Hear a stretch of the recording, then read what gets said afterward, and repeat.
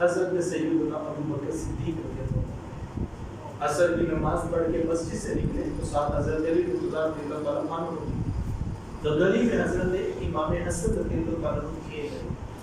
یہ چھوٹے بچے تھے تو انہوں نے آگے بڑھ کر شہزادے کو اٹھایا اور اٹھا کے کندھوں پہ بٹھا دیا. کیوں بٹھایا ہوگا؟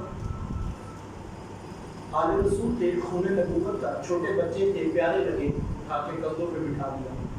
بات محبت کی ہے، بات سمجھ آتی ہے. جناب علی رضی اللہ تعالیٰ عنہ کے صاحبزادے تھے، دوستوں کے بیٹے بھتیجے لگتے ہیں، پیارے لگتے ہیں، اٹھا کے کندھوں پہ بٹھا دیا. بات محبت کی ہے، بات سمجھ آتی ہے. لیکن میرا یہ ذوق ہے کہ آپ اس جملے کی جو ہے وہ ذوق کی آپ یاد کیجیے گا.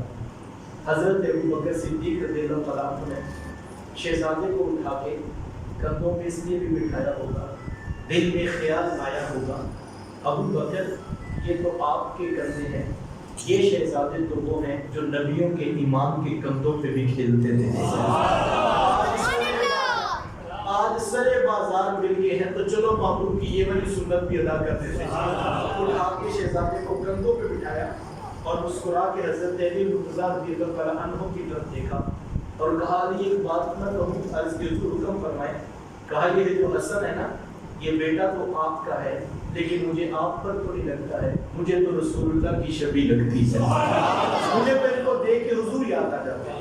حضرت علی رضی اللہ عنہ فرمانے لگے ابو بکر میں نے کب کہا یہ مجھ پر ہے، یہ واقعی اپنے نانا کی ہی تصویر ہے.